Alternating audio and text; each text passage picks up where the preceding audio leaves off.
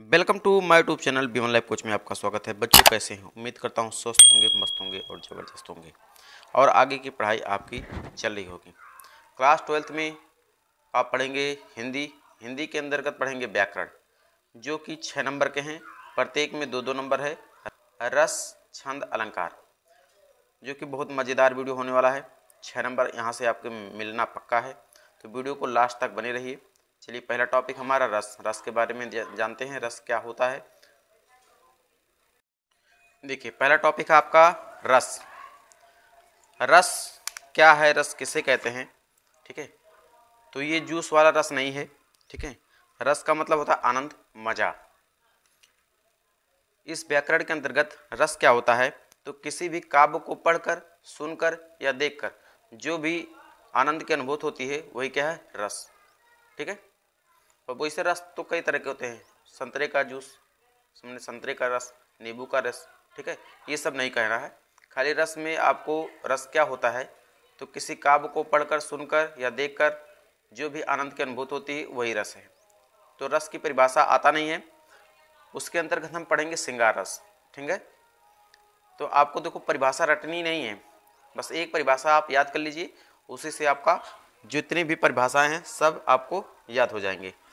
ठीक है, तो चलिए शुरू करते हैं वीडियो को। देखो परिभाषा कैसे लिखना है। परिभाषा कैसे लिखना है, लिखा है जब विभाव, अनुभाव तथा संचारी भाव का संयोग होता है तो रति नामक अस्थायी भाव से श्रृंगार रस की उत्पत्ति होती है। ठीक है, ये 1 नंबर फिक्स है। और 1 नंबर उदाहरण में, तो यहाँ पहले हम पढ़ेंगे विभाव का मतलब क्या है। विभाव का मतलब होता है कारण। ठीक है, और अनुभाव का मतलब होता है चेष्टाएं। ठीक है, हमारे शरीर के अंदर जो भी चेष्टाएं उत्पन्न होती है, अनुभव उत्पन्न होते हैं, उसको अनुभाव कहते हैं। और संचारी भाव क्या होता है? संचारी भाव उन चेष्टाओं के द्वारा हमारे शरीर में जो बदलाव होते हैं, जो परिवर्तन होते हैं, वही हमारा संचारी भाव होता है। जैसे हंसना, डरना, बोलना। ठीक है, ये सब संचारी भाव होते हैं, का संयोग होता है। तो रति, रति का मतलब होता है प्रेम। रत का मतलब क्या होता है? प्रेम। अस्थाई भाव, अस्थाई का भाव मतलब क्या होता है कि हमारे शरीर के अंदर पहले से ही मौजूद रहते हैं। जैसे किसी सांप को देखकर, ठीक है, हम डर जाते हैं, ना, तो वहाँ अस्थाई भाव भयानक है, यानी कि डरना अस्थाई भाव आपके अंदर से पहले से ही है। तो जब विभाव, अनुभाव और संचारी भाव का संयोग होता है तो रति नामक अस्थाई भाव से श्रृंगार रस की उत्पत्ति होती है। ठीक है, उदाहरण में है, कहत नटत रीझत खीजत मिलत लजियात भरे भवन में करत हैं नैनो ही सो बात। यहाँ आपका संयोग श्रृंगार रस है। संयोग श्रृंगार रस में 2 प्रेमी एक भवन में बैठे हैं, भरे भवन में। ठीक है, तो वहाँ पर कोई कार्यक्रम चल रहा है। उस कार्यक्रम में प्रेमी, देखो, नैनन ही सो बात, यानी कि नैनों के माध्यम से, आंखों के माध्यम से इशारा करता है, कहता है। नटत रिझती है मतलब खिसियाती है। ठीक है, मना करती है, इसका मतलब मना करना हो गया। रीजन मतलब गुस्सा करना हो गया।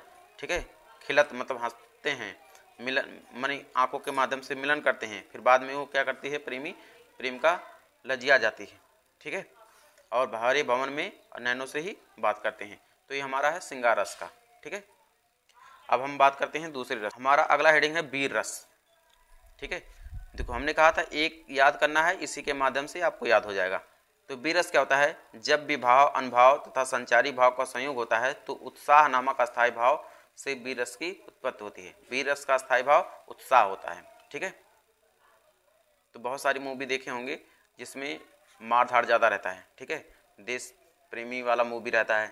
ठीक है, जिसको देखकर हम क्या करते हैं, हमारे रोम रोम खड़े होते हैं, वीर रस की भावना उत्पन्न हो जाती है। जैसे जल्द ही आया है एक मूवी छावा।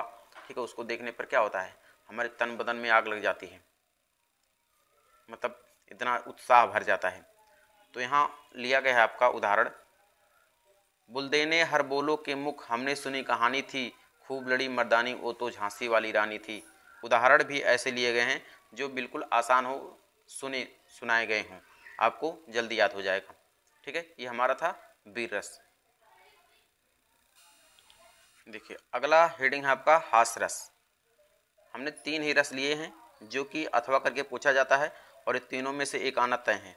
इतनी बात को ध्यान में रखते रहिए। हास रस में क्या है? जब विभाव, अनुभाव तथा संचारी भाव का संयोग होता है तो हास नामक अस्थायी भाव हास रस की उत्पत्ति करता है। ठीक है। हास रस का अस्थाई भाव हास होता है। हास का मतलब होता है हंसना, ठीक है। तो यहाँ एक उदाहरण है, बुरे समय को देखकर गंजे तू क्यों रोए, किसी भी हालत में तेरी बाल न बाका होए, ठीक है। देखो यहाँ जो भी लिया गया है ये हंसने वाला ही है। करा बुरे समय को देखकर गंजे तू क्यों रोए, हे गंजे तू बुरे समय देखकर क्यों रो रहा है, किसी भी हालत में जब तेरा बाल न बाका होए, किसी भी हालत में तेरा बाल बाका नहीं होगा जब, क्योंकि उसके पास बाल ही नहीं है ना। मजेदार हास रस, तो ये हास रस है, ठीक है। अब हम अगले हेडिंग पे आते हैं। हमारा अगला हेडिंग है अलंकार, ठीक है। देखो अलंकार में हम पढ़ेंगे उपमा अलंकार। उपमा का मतलब होता है तुलना करना, ठीक है। किसी से हम अगर तुलना कर रहे हैं तो वहाँ उपमा होगा।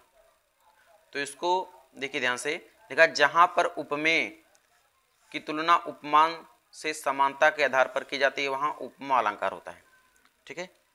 उपमेय का मतलब हो गया जिसकी तुलना करें, ठीक है। उपमान का मतलब होता है तुलना करना, ठीक है, जिससे हम तुलना कर रहे हैं। उपमेय मतलब होता है जिसकी तुलना करें। उपमान का मतलब क्या हो गया, जिससे तुलना करें के समानता के आधार पर की जाती है वहाँ उपमा अलंकार होता है। जैसे फूलों सा चेहरा तेरा कलियों सी मुस्कान है, गाना भी सुने होंगे आप लोग। फूलों सा चेहरा तेरा कलियों सी मुस्कान है, यहाँ फूलों सा जो चेहरा है ये फूल की तुलना यानी कि चेहरे की तुलना फूल से की गई है, एकदम बिल्कुल कि जो चेहरा है वो फूल ही है, ठीक है। और जो मुस्कान है वो कली है। तो यहाँ क्या कौन सा अलंकार होगा, उपमा अलंकार होगा, ठीक है। अलंकार क्या होता है, जहां पर उपमेय में उपमान का भेद रहित आरोप हो वहां पर रूपक अलंकार है। भेद रहित आरोप का मतलब हो गया जैसे शरीर जो हमारा है, ठीक है, शरीर चलता फिरता कारखाना है, शरीर चलता फिरता कारखाना है, यहाँ रूपक अलंकार है। अगर कह दें हम शरीर चलते फिरते कारखाने के समान है तो यहाँ उपमा अलंकार हो जाता है, यानी कि शरीर हमारा चलता फिरता कारखाना, पूरे शरीर को चलता फिरता कारखाना ही बना दिया है, ठीक है। यहाँ रूपक अलंकार हुए हैं, ठीक है। तो उदाहरण क्या है, पायो जी मैंने राम रतन धन पायो। दूसरा उदाहरण है चरण कमल बंदो हरिराई, यानी कि भगवान के जो चरण हैं वो कमल के समान हैं, ठीक है। और अगला हमारा देखो बच्चों, अगला हेडिंग है हमारा यमक अलंकार, ठीक है। यमक का मतलब होता है जोड़ा, ध्यान सुनिए, यमक का मतलब होता है जोड़ा, ठीक है। जहाँ पर जोड़े में बात किया जाएगा वहाँ यमक अलंकार होगा। परिभाषा कैसे बनेगी, तो लिखो जहाँ पर कोई शब्द एक से अधिक बार आए, जहाँ पर कोई शब्द एक से अधिक बार आए और उसका अर्थ अलग अलग हो वहाँ पर यमक अलंकार होता है, ठीक है। जैसे आपका है काली घटा का घमंड घटा, काली घटा का घमंड घटा, यहाँ जो घटा है दो बार प्रयोग हुआ है। एक घटा का मतलब होता है बादल और दूसरे घटा का मतलब होता है घटना, ठीक है। दूसरा हेडिंग है सोना कितना सोना है सोने जैसा तेरा मन, तो एक गाना भी है, सोना कितना सोना है सोने जैसा तेरा मन, तू मेरा हीरो नंबर 1, ठीक है। तो ये आपका यमक अलंकार है। गाने पे मत जाइए क्योंकि मेरा राग बैठता नहीं है। अब हम बात करेंगे दूसरे हेडिंग की। देखिए अगला हेडिंग है आपका श्लेष अलंकार, ठीक है। देखो श्लेष का मतलब होता है चिपकाना, गोद, ठीक है। लिखा है जहां पर कोई शब्द एक ही बार आए लेकिन उसके अर्थ अलग अलग हों वहां पर श्लेष अलंकार होता है, ठीक है।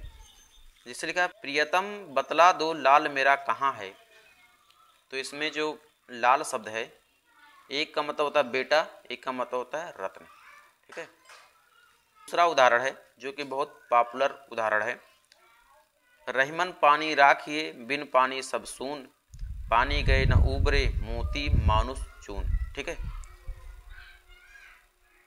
कह रहा है कि अगर पानी के बिना सब सूना है तो क्या क्या मतलब हो जाएगा, अगर मोती में पानी नहीं रहेगा तो चमक नहीं रहेगी, ठीक है। मानुष माने अगर पानी नहीं रहेगा तो क्या हो जाएगा, लाज और इज्जत नहीं रह जाएगी।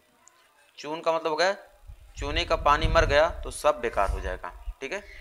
तो ये हमारा था ये श्लेष अलंकार। आपका अगला हेडिंग है छंद, ठीक है। छंद में दोहा, सोठा, रोला आता है छंद में। तो हम देखो एक ही तैयार करना है, ठीक है, जो कि फिक्स रहता है कि यही आएगा। तो हम बात करेंगे दोहे की।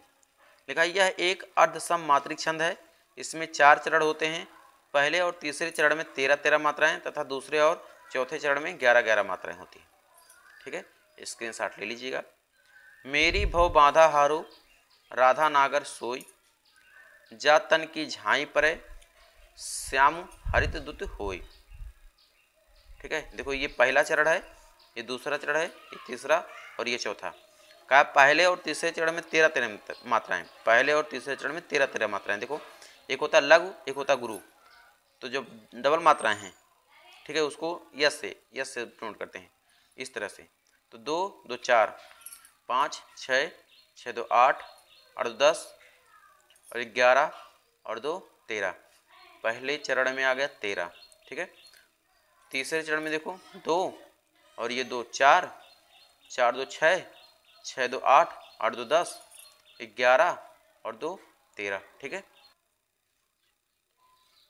देखो 2 2 4 4 और 2 6 और एक 7 ये 8 और एक 9 और 2 11। ठीक है, एग्जाम के समय आपको ये मात्रा लगाना नहीं आता है तो मत लिखिएगा, कोई दिक्कत नहीं है, नंबर पूरा मिलेंगे 2 नंबर। ठीक है, देखिए अगला हेडिंग है चौपाई। चौपाई में क्या होता है, यह एक सममात्रिक छंद है। इसमें 4 चरण होते हैं, प्रत्येक चरण में 16 मात्राएं होती हैं।